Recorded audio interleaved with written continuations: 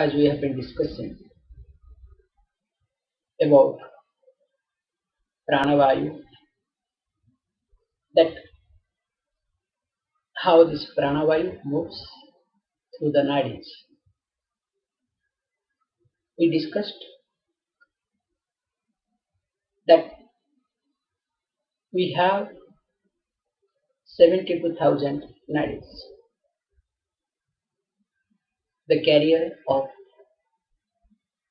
pranavayus or vital energy. And among 72,000 nadis, 72 are significant. Again, among them, 10 are major nadis. Now, we also discussed about their name, starting with Ida and ending with Shankhini. 5. That generally people they will talk only 3, Ida, Pingala and Sushumna. Whereas we discussed that other things called Gandhari, Hastijiva, Usha, Yashaswini, Alambusha, Kuhu and Shankhini. Also we discussed where they locate, the place of their location. Here we also discussed in details that where do they locate. After discussing all these things, also as we have been talking that the Ida is like represents not like is representing moon, and Pingala represents sun, Sushumna represents fire. And we have also discussed all this like related to, there are few things we discussed like Pancha Vayavaha, 5 pranavayus, and also Naga, Kurma, Krukara, Devadatta, Dhananjaya, auxiliary 5 pranavayus, put together 10 pranavayus, their activities and their location. After discussing all these things, now it comes to a point that always the person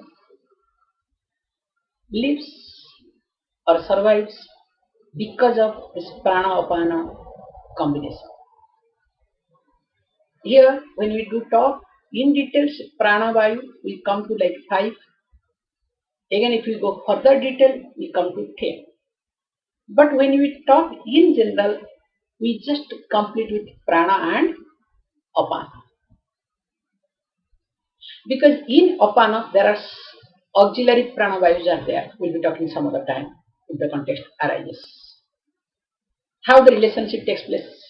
From apana, there are some auxiliary pranavayus which pulls the prana. So this is very good relationship. However, here it says that, here we stopped, the movement or the stability of the individual or jiva always depends upon the movement or stability of prana. This is the point we are here. If the person's prana is stable, the person becomes stable. Whereas, if the person's prana is not stable, the person cannot be a stable person. So if we come across, if the person is not stable, we do highlight, we do take care that let the person take care of the prana, make the prana stable first. And as for Yoga Shastra, when prana is not stable or not balanced, not in proper place, all sort of problem all sort of conflict, or you can say the disease also do come.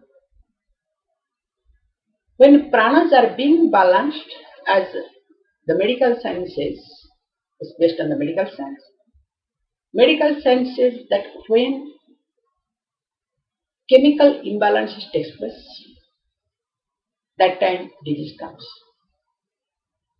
That's why they do give certain medicines, certain tablets, which balances the chemical in our body. For example, we have got headache. There are certain chemical imbalances, and we do take some tablet through that the chemical balance takes place. Very simple also. The problem is when we do chemical balance through the tablet or through outside fields, there is possibility that there will be some side effect because we do not know exactly what is the percentage of chemical imbalances. Sometimes if it is lower dose, it doesn't cure. If it is overdose, it has to create some other imbalances. But it is very difficult to monitor the right amount of chemical. If that can be measured, I don't think there is any issue with reference to medical science. This is the first thing. If you look at Ayurveda, Ayurveda will say there is called three dosha: kapha, vata and pitta. So when this kapha, vata and pitta gets imbalanced, then the disease comes. So what do?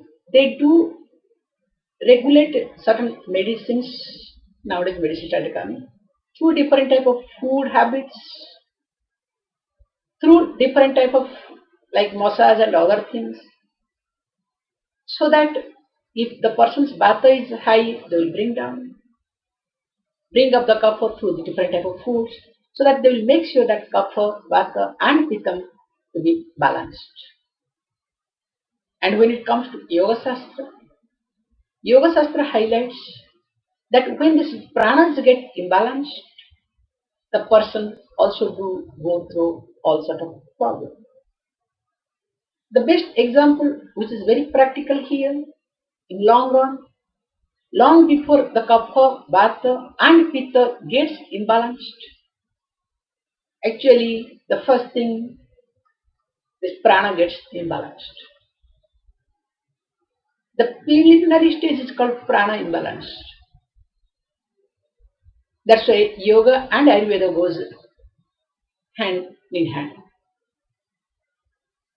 Here, when you look at very clearly and carefully this aspect, that the prana gets imbalanced, we may or may not be aware of which prana is higher, which prana is low, but if we give little due respect, just cleaning one's own self, physical cleanness, then followed by at least nadi shuddhi, it takes care a lot.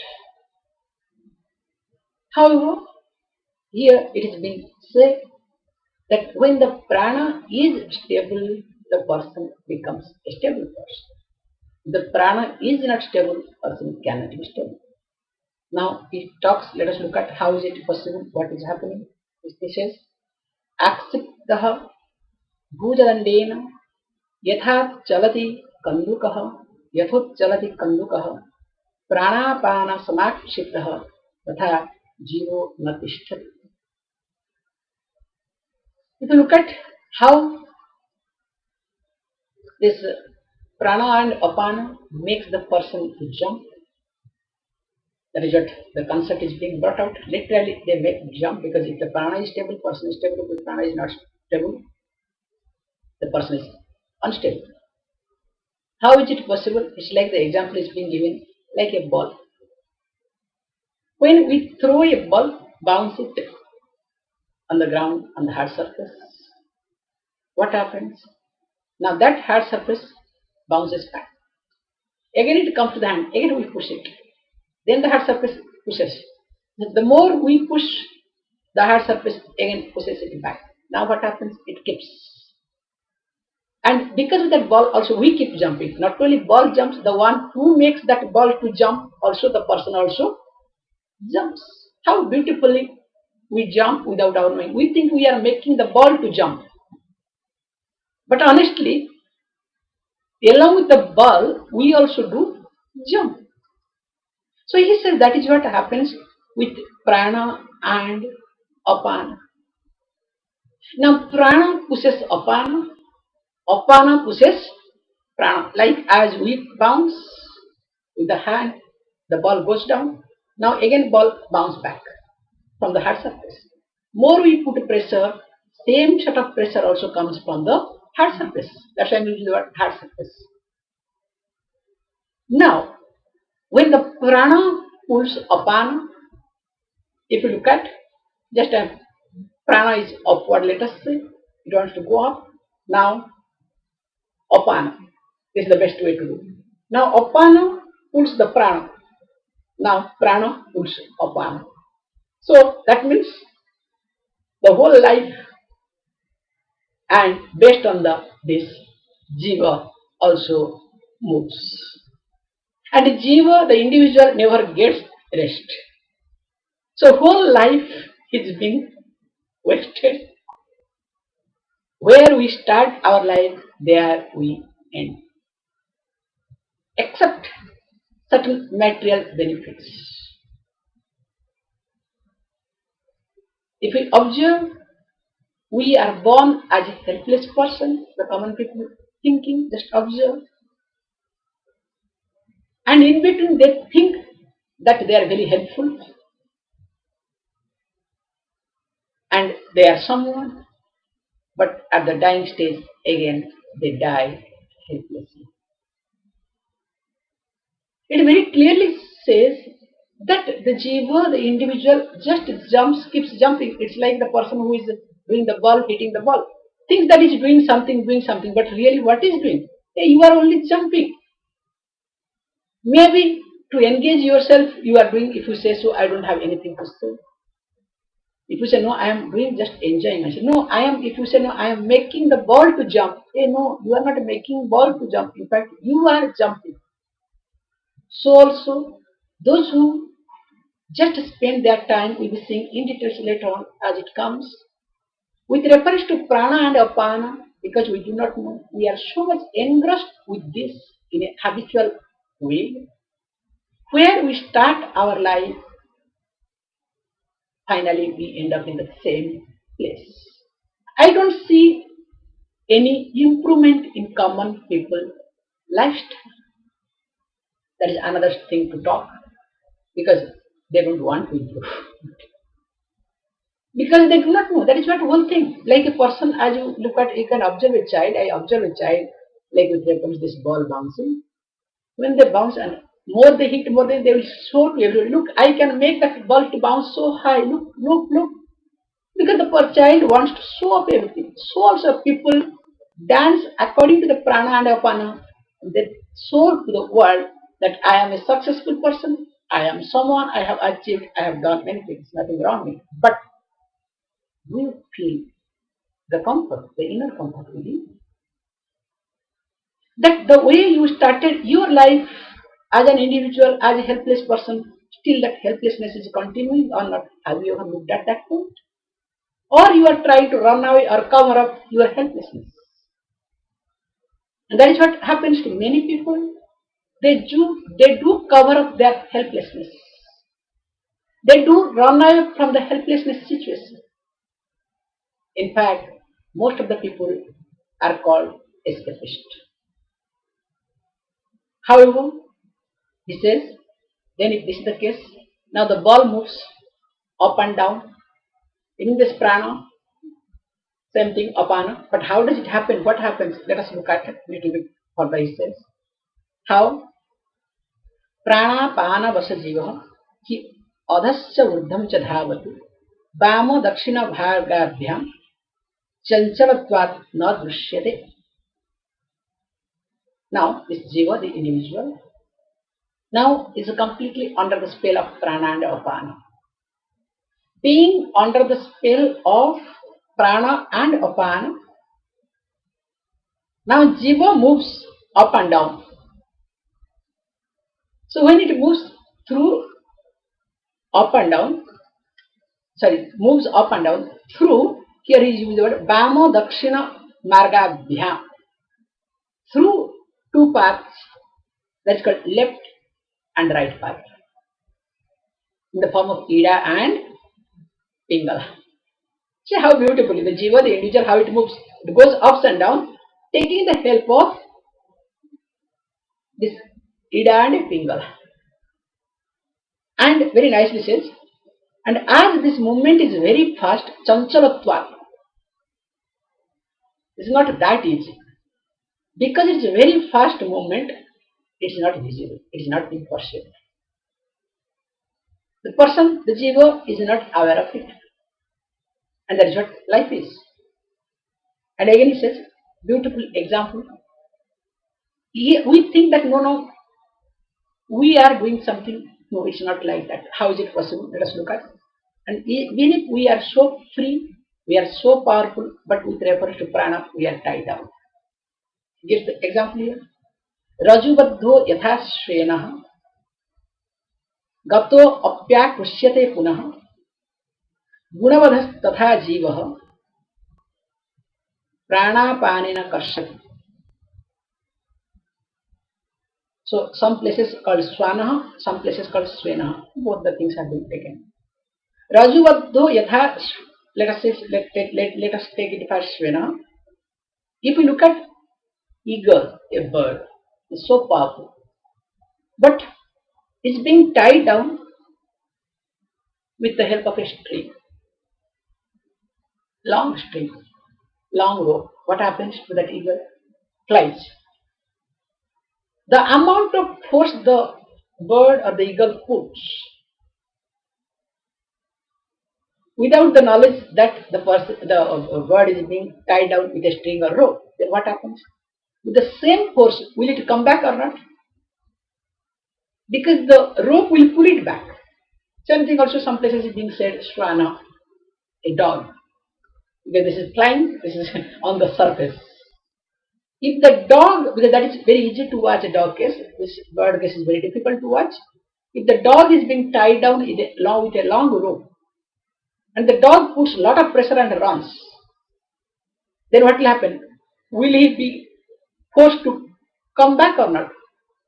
That the amount of force the dog puts and goes, again the same rope or string pulls it down. And interestingly, this string is not like our ordinary rope, it is like elastic string.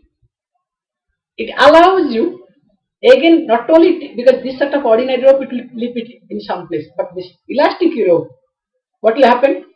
Literally it will pull you back from the beginning. It's an amazing rope if you observe. However, he says very nicely, as it happens, so that jiva, rajuvadho tatha jiva, I made a mistake, gunavadha tatha jiva, the jiva, the individual, is being tied down with gunas, qualities. That we have what different qualities, we are being tied down with those qualities, gunavadha. And because we are being tied down with qualities, gunas, now what happens? Now the person also jumps based on that. And how, okay, all these things, what can be done? It says, prana panina karshati. So when it says prana panina, means prana and apanena. By the help of prana and apana, now the jiva can bring the guna under control. With the help of prana and apana, the jiva, the individual, need not dance according to the tune of gunas. Need not be propelled, need not get carried away with the qualities. That's why I use the word that some, like the question came, instinct. I use the word only animal has got instinct. No being has got instinct. What you say that is my natural instinct is nothing, is another form of your habitual error. Any habitual error you want to justify it, you want to perpetuate it, you are comfortable with it, so that you want to really continue it, you name it as natural instinct. So here it says beautifully, that's why as a human being, especially as a sadhaka, as a seeker, we must not encourage our natural instinct. If we encourage our natural instinct, we will not be able to grow up in our life. No growth will take place. That's why every moment the person has to be careful to see that whether the person is dancing according to the tune of gunas or not. The moment I dance according to my gunas, that moment I am out. So here he says that one can handle one's own gunas through prana and apana. Then he says, prana pana vaso jiva he adhasya urdham cha gacchati apana karshati pranam prana apanena karshati urdhodha संस्थिता वित्तो यो जानाति स योगविद. Now, yoh janati, yah janati, sa yogavid. The one who knows this is considered as a yogi. Here, knows is not just mere information. In Shastra, when we use the word knowing, is understanding. Because knowing, getting, and understanding are one and same. Because many people they think that getting they have to get something physically. But here, getting is knowing. Again, knowing is called understanding. Many people say, look, I know it, but I have to practice it. That means if you want to practice, that means you do not know. You have gathered certain informations. If you know, you don't have to practice. It's a very simple thing. It's a very simple thing. When the mosquito sits on you and bites, and if you know that mosquito is sitting, do you practice to chase that mosquito away, or naturally do you kill it? We don't practice there. The moment information goes and we know that there is a mosquito, automatically what happens to the hand? Comes. That is called knowledge. That is called understanding. But if you are not aware whether it is mosquito is biting, or you are in the jungle, or some bird, or sorry, some this thing, all these plants or something is pricking, then will you do it? Because you are not aware of it. Or if you are lost, you do not know some information, some pain is there, still you are overtaken, carried away with other things, or preoccupied. You cannot do that. But once you know that there is a mosquito, can you keep quiet? It is almost impossible to keep quiet. That is what called knowledge.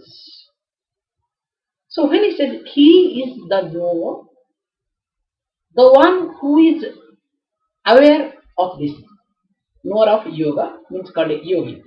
Yoga with yogi. And what is that? He says, now, pranapana vasha jiva, he adasya uddham cha gacchati. The jiva, the individual, always under the spell of, under the control of prana and apana. And because of that reason, it moves up and down. Then how it happens? He says, look, that already we have discussed. Apanaha karshati prana. Prana apanena karshati. And how is it? Urdhodha sanstita vedev. It's very beautifully used the word. Prana pulls apana. And apana pulls down prana. And how is it? Urdhodha sanstito. It says respectively how the apana pulls towards downwards and the prana pulls upward. That is what respectively it happens. And the one who knows, and Jiva is being dancing, the individual is dancing according. The one who knows that I am dancing because of the prana and apana, that means I am a yogi. Okay, why and how we'll be seeing little bit. That's what it talks. What does it mean? Why by just knowing this one becomes a yogi? How simple is it? But it's not that simple. It presents very simple manner because that is what the teaching is. Because any teaching is complicated is not called a teaching.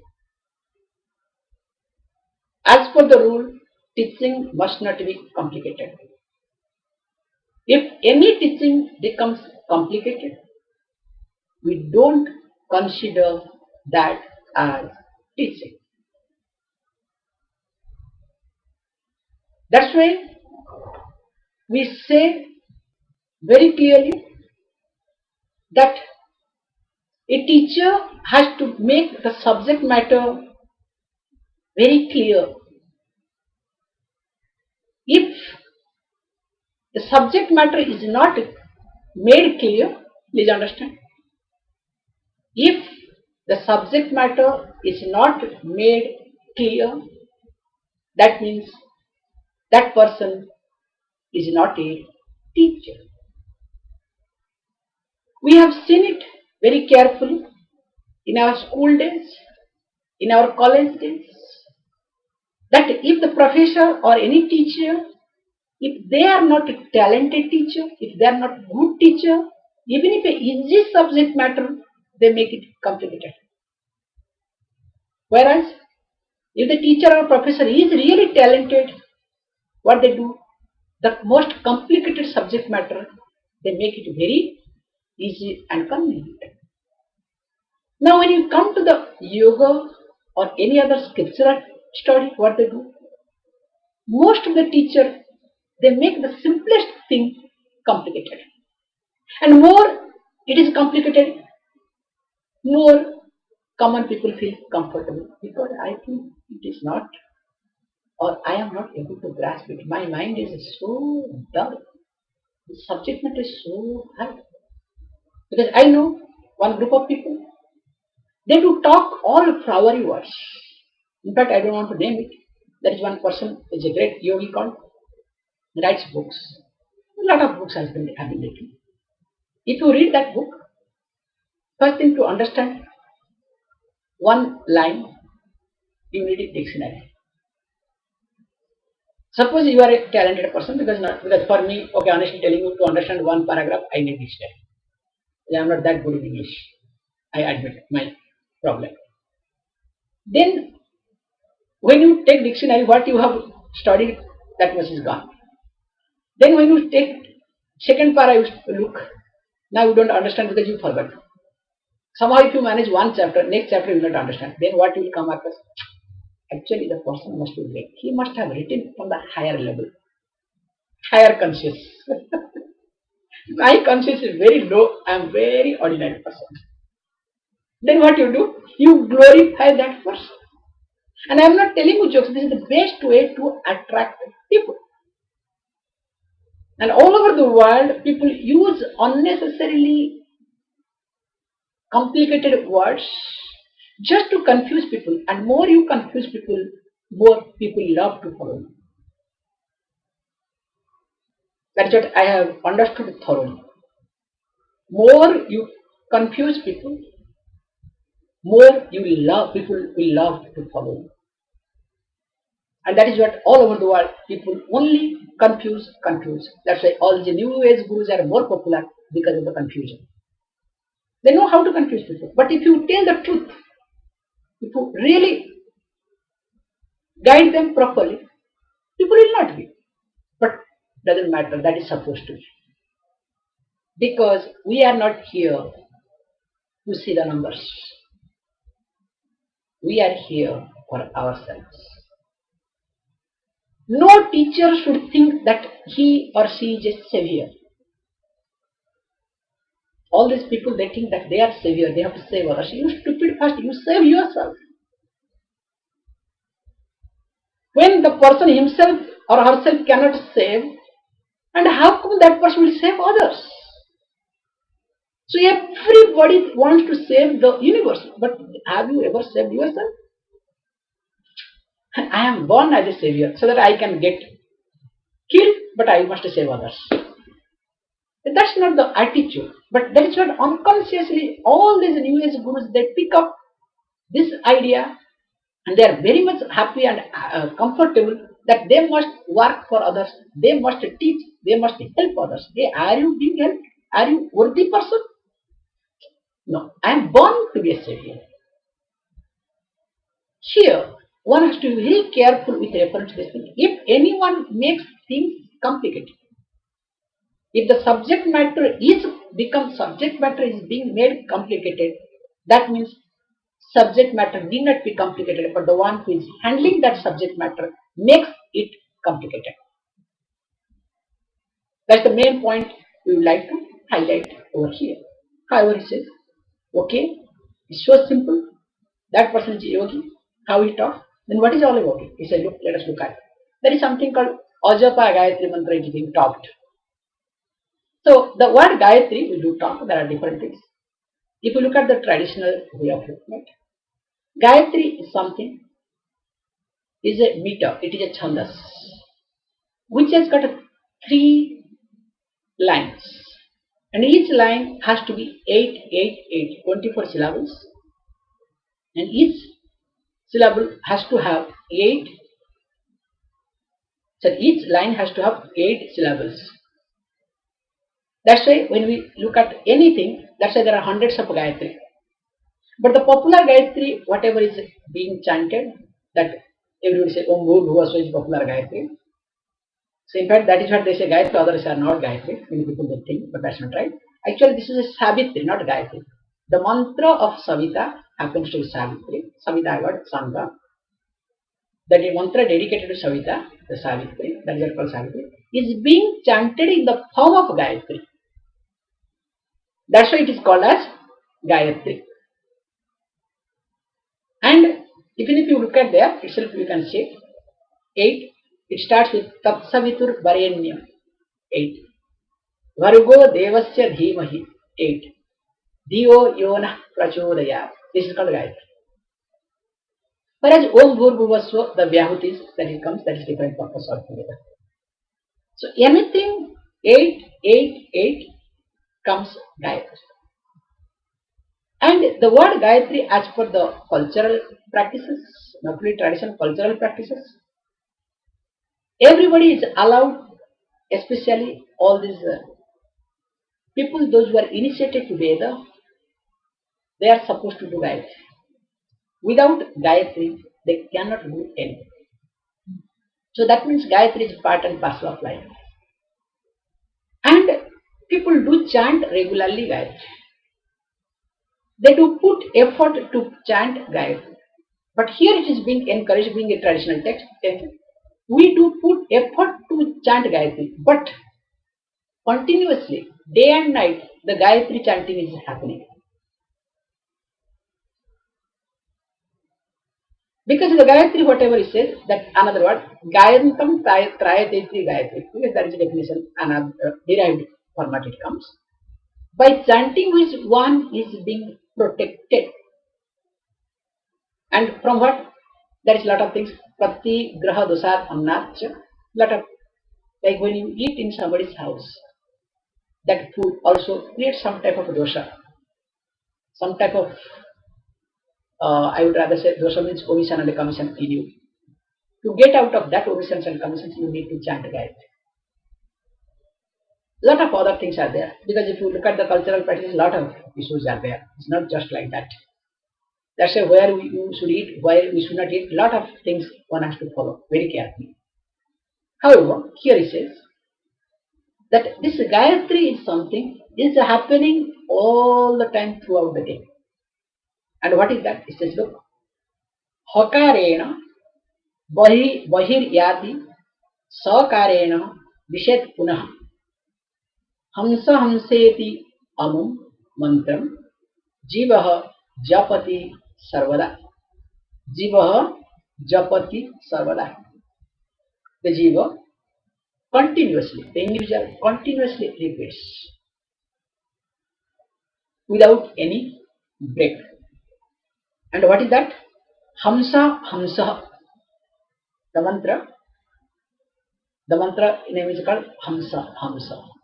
So that means continuously the Jiva, with knowledge or without knowledge, continuously repeats it. That means the repetition is happening without or with the knowledge of the person. And how is it possible? You may ask the question. It says, Hokarena Bahir Yati. So when the prana moves out of the body during exhalation time, you can say. Exhalation is the outside process. Because there is another aspect we'll be talking some other time. I don't want to talk at this present. At this time. Like for example, when we exhale, we think in the beginning that you have to focus on nostril. Generally breathing happens to the nostril. But there are techniques you don't have to exhale through the nostril. Because the pranayama is not, this nose is just external part. You have to exhale even though the breathing may go out through the nostril, but there are other parts the prana has to go out. That's a really technical thing. Some other time we'll see. So he says, Hakarena Vahir Yati. So the moment the prana goes out, now it goes out or moves out of the body, making the sound of ha. And Sakarena Vishet Punah. When it comes back. While coming back, it makes the sound of sa. So you can say physically, just this is the physical word I am using, using very carefully. While exhaling ha, while inhaling sa. That's why hum sa, hum sa, hum sa. And this is something is continuously happening. Then you ask the question, is there any number? Yes, it talks about Sharshatani Divaratro Sahasrani ka Vinshati Etat Sankhya Nita Mantram Jiva Japati Sarvada Ajapa Nama Gayatri Yoginam Mokshada Sada. Yes, good. He says, look, Sarshatani Divaratro. If you look at that, what the Jiva does, Jiva always repeats. How it repeats, let us look at. Now it says that Jiva Japati Sarvada. The individual always repeats. Now, what is that? There is one particular number. That what is that number, that mantra? He says that Sahasrani Eka Vinshati. Satshatani Sahasrani Eka Vinshati. That he says very beautifully that it repeats this mantra 21,600 times.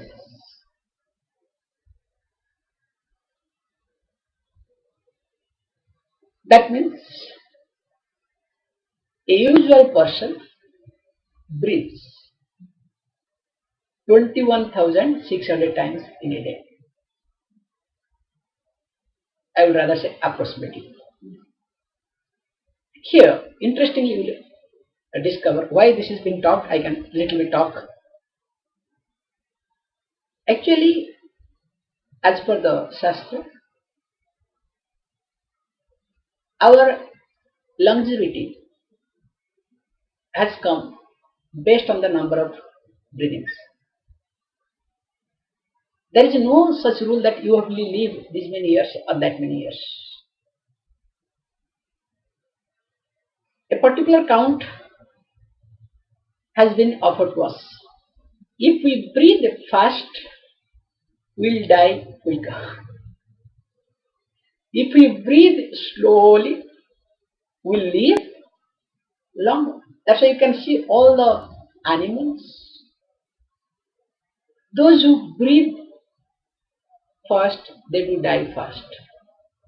Whether it is a horse or any other animal. Whereas if you look at a tortoise, breathes slowly, lives very long.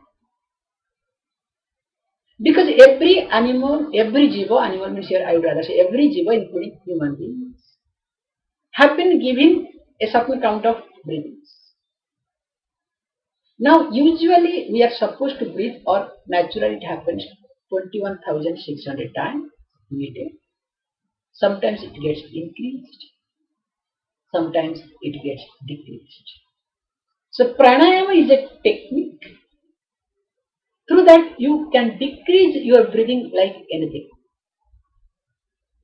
You don't have to breathe 21,600 times.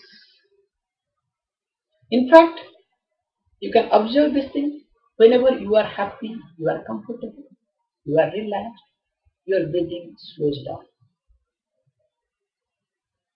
Whereas when you are agitated, you are disturbed, that time breathing becomes faster. So here he says that we are a common person breathes 21,600. It can be increased, also it can be decreased. It completely depends upon us. And the one who knows this Ajapa Nama Gayatri, Yoginam Mokshada Sada. When this is happening, the person is supposed to be aware of it. In the sense, when you do the japa, not that we do the japa like many people, they carry the mala and jap, they do the japa. Then they'll open that, not closing the eyes. They'll do the japa. Ah, hello, how are you? How are you? Then that time they'll stand there.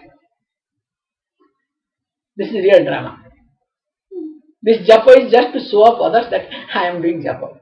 Japam is supposed to be done sitting in one place, in a proper way, proper format, not moving around doing all these things. It's not allowed. It's called destructive version of japa. However, because there is a big group, big cult, I don't want to talk on that aspect. I respect them wherever they are. But at the same time, we cannot give too much importance. This is my way of putting it here. So here he says that one who is aware of this 21,600 times, that every day this is what is happening. Now what will happen is, that means you are aware of your breathing every moment. That means being conscious of your breathing, you will be conscious of all your movements, the thinking process and everything. Now tell me, if you are conscious of your every moment, that means what? Are you not a yogi? Why you walk? How you walk? Why you talk? How you talk? The person becomes conscious of everything, because when the person is conscious of breathing, which is very inevitable, which happens spontaneously, when that much the person is aware of it, what to talk of activities? That's why the person who is conscious of this particular process will not make any unnecessary movement. Not even if walk, talk, because it is very far away. Changing the body, you will think twice. That's why in the meditation we teach the first thing we say, no unnecessary movement. So that when you decide that no unnecessary movement, slowly you try to imbibe that quality. Be aware of it. That's what he says. The one who is conscious of this Ajapa Gayatri, Ajapa means it is not being done consciously, but the repetition happens spontaneously. You don't come there. Automatically it happens. But you are aware of it. That is the best thing to do.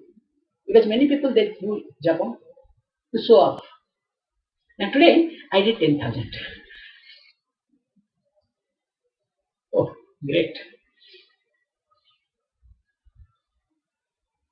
Because that is where competition happens, and based on that they get the respect. It's not like that. Here is a very clear and careful way of looking at that. One is supposed to be aware of it. And it is something continuous process. Not allowing the mind to gloss over. And if this happens, definitely it gives moksha, the freedom. Because you don't if you don't allow your mind to get engaged the way it wants, you are a free person. If the mind, because the moment we allow our mind to be engaged the way it wants, next step what happens? Next step is mind starts engaging us. And once mind starts engaging us, we lose our freedom. Our freedom is gone. That means we become bound. Whereas when we don't allow mind to engage the way it wants, we are a free person. Simple logic. And he says, look, अस्यः संकल्प मात्रेण सर्व पापे प्रमुच्यते अनया सदृशी विद्या अनया सदृशो जपः अनया सदृशम ज्ञानम न भूतम न भविष्यति. Now he says beautiful things. Okay, by doing this thing, what is going to happen? Because it has to stop some benefit. Unless does benefit part, nobody is going to listen to it either. So what is the benefit? He says, look, अस्या संकल्प मात्रेण सर्व पापे ही प्रमुच्यते.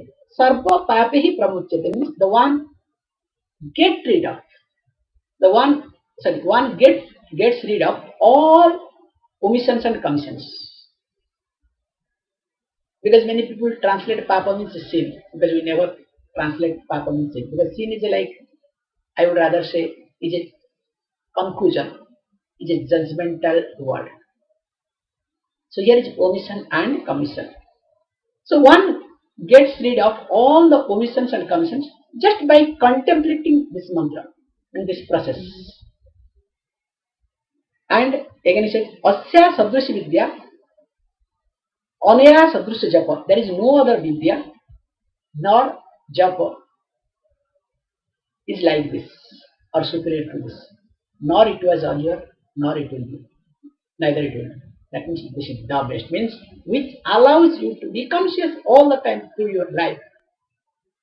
That is supposed to be the best. And this is what really is best. To next, that's why the person should start with at least every day half an hour, 40 minutes, 45 minutes. Just be conscious of your breathing pattern. How you breathe in and how you breathe out. What is the process? When you take air in, where it goes? How it moves? Again, when it comes out, how it happens, goes up. In fact, that is called another technique in meditation called prana vikshana. Visualizing one's own prana through the breathing. It's a very unique technique. So this is supposed to be done throughout. Okay, fine. If all these things happens, okay, I understand. Now, all these things, where it happens and what is all about it? By doing this thing, will there be any improvement in me? Or will I be able to know a little bit about Kundalini? People do come back to the final Kundalini, okay? You talk anything, finally comes Kundalini. So will it be possible something related to Kundalini? In fact, little bit is coming regarding Kundalini. What is all about it? We'll discuss in the next class. Thank you.